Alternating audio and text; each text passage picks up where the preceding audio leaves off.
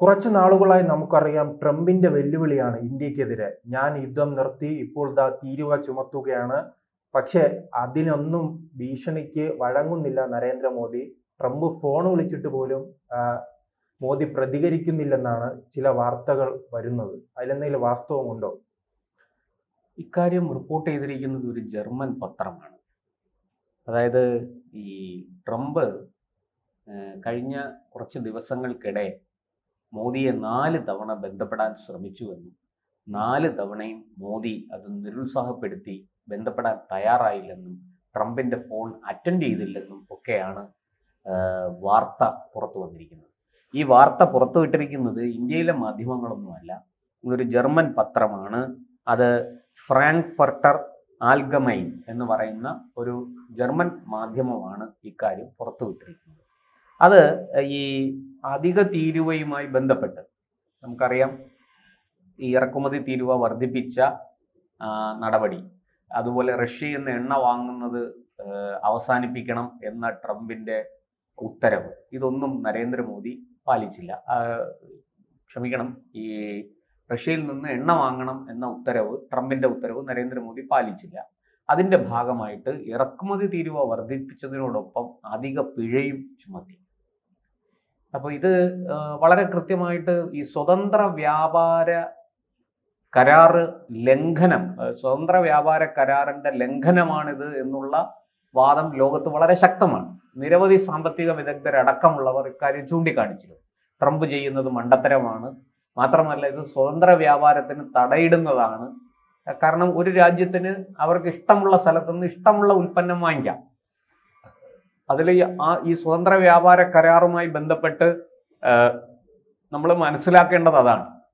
പക്ഷെ അതിനെ തുരങ്കം വയ്ക്കുന്ന, അല്ലെങ്കിൽ ആ സ്വതന്ത്ര വ്യാപാരം തടയുന്ന നിലപാടാണ് ഡൊണാൾഡ് ട്രംപിൻ്റേത് എന്ന് ലോകം മുഴുവനും ഏകസ്വരത്തിൽ പറയുന്നു. അത് ഇന്ത്യയുടെ കാര്യത്തിൽ മാത്രമല്ല, ചൈനയുടെ കാര്യത്തിലും ഒക്കെ അത് ആപ്ലിക്കബിൾ ആണ്. ഇപ്പൊ ചൈനയുമായിട്ട് ട്രംപ് താൽക്കാലികമായ ഒരു വെടിനിർത്തലിൽ വന്നു. ഇന്ത്യയുമായിട്ട് അതിന് ട്രംപ് ശ്രമിക്കുമോ ഇല്ലയോ എന്നൊക്കെയുള്ള ചർച്ച ലോകത്ത് നടന്നുകൊണ്ടിരിക്കുകയാണ്. പക്ഷേ ഇപ്പം നമ്മൾ ഇന്ന് ചർച്ച ചെയ്യുന്ന ഈ അവസരത്തിൽ ഇന്ന് മുതൽ അതായത് ഓഗസ്റ്റ് 27 മുതൽ ഈ പറഞ്ഞതുപോലെ ഇറക്കുമതി തീരുവ വർദ്ധിപ്പിച്ചതും അധിക പിഴ, നമുക്ക് ഈ റഷ്യയിൽ നിന്ന് എണ്ണ വാങ്ങുന്നതിന്, റഷ്യക്കെതിരെ ഉപരോധം പ്രഖ്യാപിച്ചിരിക്കുകയാണ് അമേരിക്ക. പക്ഷെ റഷ്യയിൽ നിന്ന് നമ്മൾ എണ്ണ വാങ്ങുന്നതുകൊണ്ട് നമുക്കെതിരെ ഒരു അധിക പിഴ, ഈ അധിക തീരുവ കൂടാതെ ഒരു പിഴയും കൂടി ചേർത്ത് ഇട്ടിരിക്കുകയാണ്.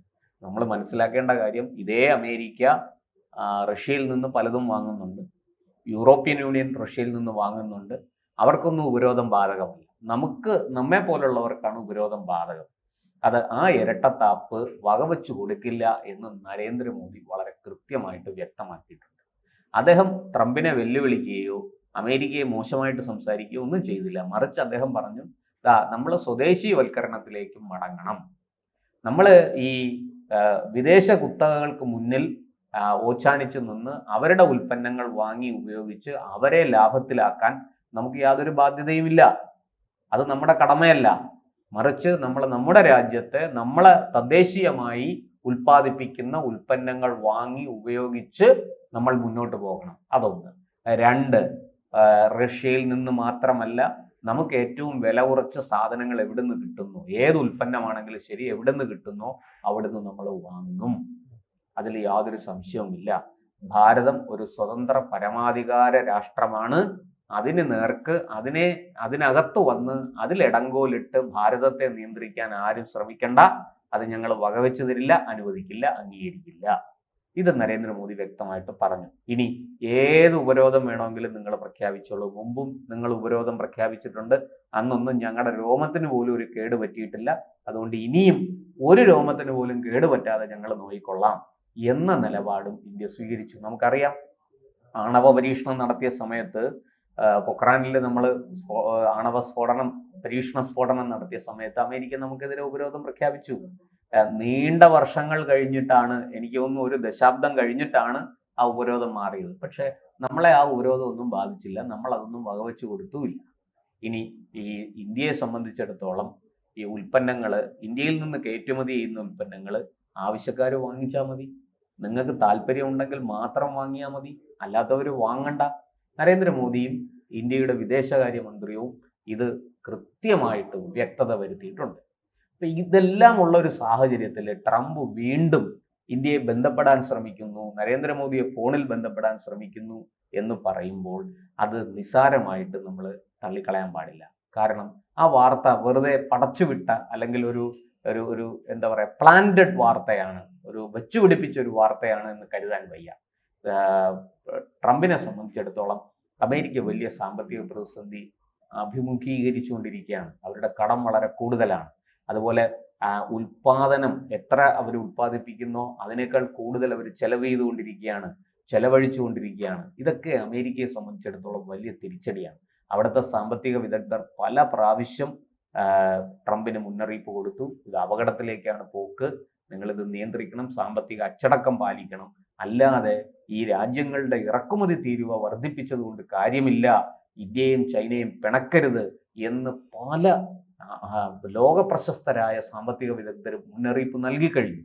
പക്ഷേ ട്രംപ് വിചാരിച്ചെന്താന്ന് വെച്ചാൽ ഒന്ന് വിരട്ടുമ്പോൾ ഇന്ത്യ വരണ്ട്, പഴയ ഇന്ത്യയുടെ ഒരു സ്വഭാവം അറിയാമല്ലോ, കരഞ്ഞു നിലവിളിച്ച് അമേരിക്കയുടെ പുറകെ നടക്കുന്ന ഒരു ഇന്ത്യ ഉണ്ടായിരുന്നു.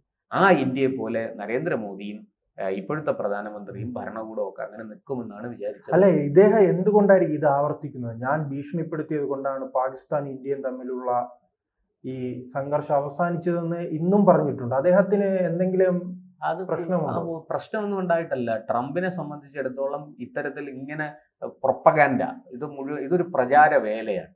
ഈ പ്രചാര വേല നടത്തുന്നത് അദ്ദേഹത്തിന് ഒരു വലിയ ലക്ഷ്യമുണ്ട്, അത് നൊബേൽ സമ്മാനമാണ്. ആ നൊബേൽ സമ്മാനം അടിച്ചെടുക്കാൻ വേണ്ടിയിട്ടാണ് ഇപ്പോൾ ഞാൻ ഏറ്റവും ഒടുവിൽ കേട്ടത്. ഈ നൊബേൽ സമ്മാനത്തിന് പരിഗണിക്കുന്ന സമാധാനത്തിനുള്ള നൊബേൽ സമ്മാനം പരിഗണിക്കുന്ന കൂട്ടത്തിൽ നമ്മുടെ ഇന്ത്യൻ പ്രധാനമന്ത്രി നരേന്ദ്രമോദിയുടെ പേരുമുണ്ട്. അപ്പോൾ ഒരു പക്ഷേ എനിക്ക് മുമ്പേ നരേന്ദ്രമോദിക്ക് അത് കിട്ടിയാലോ, ഈ ഒരു പേടി, ഒരു ഭയം, അല്ലെങ്കിൽ ഒരു എന്താ പറയാ ഒരു ആകാംക്ഷ ഒക്കെ ട്രംപിനുണ്ട്. എനിക്ക് മുമ്പേ അത് നരേന്ദ്രമോദിക്ക് കിട്ടും, അങ്ങനെയെങ്കിൽ അത് നാണക്കേടല്ലേ? നോക്കൂ, ഒരു വികസ്വര രാഷ്ട്രമാണ്, ഇപ്പോഴും നമ്മൾ വികസിത രാഷ്ട്രമായിട്ടില്ല. ലോകത്തിലെ കുതിക്കുന്ന സാമ്പത്തിക ഒക്കെയാണ് ശരിയാണെങ്കിലും 3-ാം സ്ഥാനത്തേക്ക് എത്തുന്നു എങ്കിലും നമ്മളിപ്പോഴും ഒരു വികസിത രാഷ്ട്രമായി മാറിയിട്ടില്ല. അങ്ങനെ ആ വികസിത രാഷ്ട്രമായി മാറാൻ ശ്രമിക്കുന്ന ഒരു രാജ്യത്തെ പ്രധാനമന്ത്രിക്ക് സമാധാനത്തിനുള്ള നൊബേൽ സമ്മാനം കിട്ടുക, അത് ലോക പോലീസ് ചമഞ്ഞ് സകലരെയും നിയന്ത്രിച്ചുകൊണ്ടിരിക്കുന്ന അമേരിക്കൻ പ്രസിഡന്റിന് അത് കിട്ടാതിരിക്കുക എന്ന് പറയുമ്പോൾ അത് വലിയ നാണക്കേടാണ്. അതുകൊണ്ട് ട്രംപിന് അസൂയയുണ്ട്, നരേന്ദ്രമോദിയോട് ഈർഷ്യയുണ്ട്, ഇതൊക്കെയുണ്ട്. ഇന്ത്യയോട് ട്രംപിന് വലിയ സ്നേഹമാണെന്നൊന്നും നമ്മൾ ധരിക്കണ്ട. അങ്ങനെയുള്ള ഒരു സാഹചര്യത്തിൽ പക്ഷേ ട്രംപിന് അപകടം എന്താണെന്ന് അറിയാം. അമേരിക്കയെ ബാധിച്ചിരിക്കുന്ന അല്ലെങ്കിൽ കൂടുതൽ രൂക്ഷമായി അമേരിക്കയെ ബാധിച്ചുകൊണ്ടിരിക്കുന്ന അപകടം എന്താണെന്ന് ട്രംപിന് നന്നായിട്ട് അറിയാം. അതുകൊണ്ട് തന്നെ ട്രംപ് വളരെ കൃത്യമായിട്ട് അതിന് മറുമരുന്ന് തേടിയാണ് പല കാര്യങ്ങളും ചെയ്തുകൊണ്ടിരിക്കുന്നത്. അത് ചിലതൊക്കെ വിജയിക്കുന്നു, ഏറെയൂറും പരാജയപ്പെടുന്നു. ഇവിടെ ഇപ്പോൾ ഈ പറഞ്ഞ പോലെ മോദിയെ വീണ്ടും ഒന്ന് ലൈനിൽ പിടിക്കാൻ ഉള്ളൊരു ശ്രമമാണ് ഈ ടെലിഫോൺ കോൾ. അത് നരേന്ദ്രമോദിയും ഇന്ത്യൻ ഭരണകൂടവും അക്കാര്യം ലവലേശം വകവെച്ചു കൊടുത്തിട്ടില്ല. അതുകൊണ്ടായിരിക്കണം മോദി ആ ട്രംപിന്റെ കോളുകൾക്ക് ഒരു മറുപടി കൊടുക്കാതിരിക്കുന്നത്, അതിനെ നിഷേധിക്കുന്നത് അല്ലെങ്കിൽ അതിനെ ബഹിഷ്കരിക്കുന്നത്. അതുകൊണ്ടായിരിക്കണം. എന്തായാലും ഒരു കാര്യം, ഇങ്ങോട്ടെങ്ങനെയാണോ അങ്ങോട്ട് അതേ നാണയത്തിൽ ഇന്ത്യ മറുപടി പറയും എന്നുള്ളത് ഇന്നിപ്പോൾ ലോകത്തിന് മനസ്സിലായി. അത് പാകിസ്ഥാനോടാണെങ്കിലും ശരി, അമേരിക്കയോടാണെങ്കിലും ശരി.